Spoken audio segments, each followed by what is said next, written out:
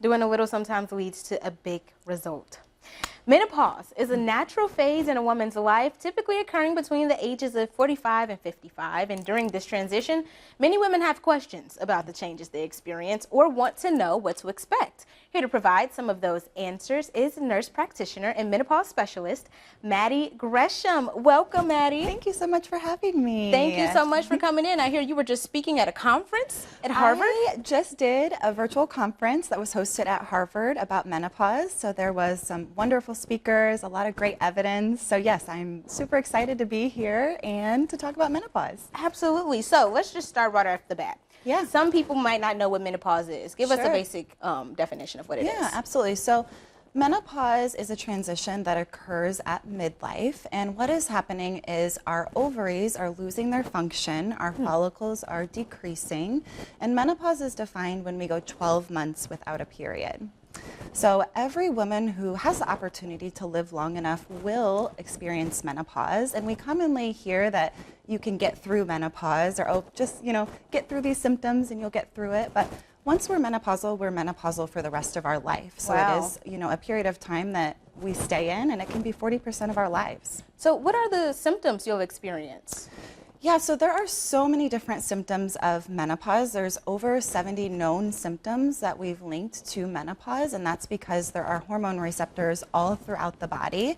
And when those hormones decrease, there are a number of different symptoms. So we commonly hear about hot flashes or night sweats, difficulty sleeping, but we can also experience a number of mood changes, memory changes, brain fog, vaginal dryness, decreased desire for intercourse. Oh, we wow. can have joint pain. Jesus. So many different things. Every woman is different. There's no one universal symptom of menopause, but there are so many different symptoms a woman can experience. So as a woman, what do? Do you just sit back and just let the symptoms hit you, or is there something you can do to kind of get some relief? Yeah, great question. So I definitely want women and patients to know that you do not have to suffer through this. There are so many different treatment options. So I say if you're experiencing something that is negatively impacting your quality of life, I want to know about it. Depending on what your symptoms are, depending on what your medical history is, kind of helps us determine on what would be safest and most beneficial for you. But there are hormonal treatment options, there's non-hormonal treatment options, there's changes we can make in our lifestyle. So there's so many different options that we have.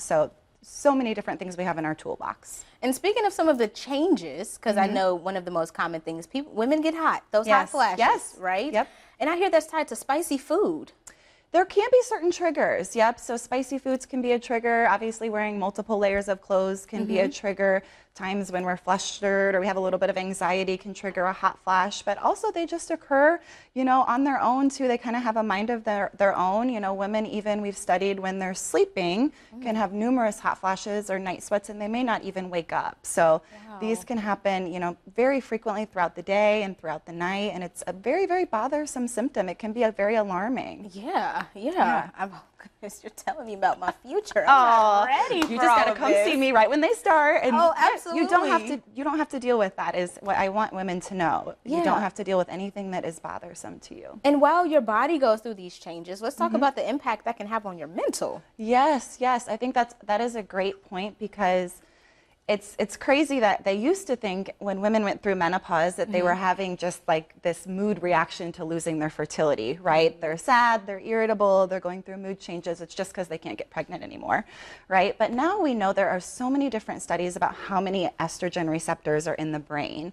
So we know now that things like memory changes, brain fog, irritability, more new onset anxiety and depression have been linked to the fluctuation of hormones. Wow. Women are twice as likely as men to be affected by depression, and that risk significantly increases around menopause and right after menopause. I'm going to throw you a curveball because Yeah. you said something that kind of sparked the question. Sure. So there are some women who have children later in life. Yeah. So if they no longer have their cycle, how can they have children? And where does freezing your eggs and alternatives kind of play into that?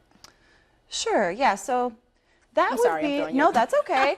We would definitely in that situation want to consult with a specialist, with a reproductive endocrinologist, to talk about if there are eggs or follicles left that we could still utilize for pregnancy, or if she may need to consider other options such as a donor, donor egg.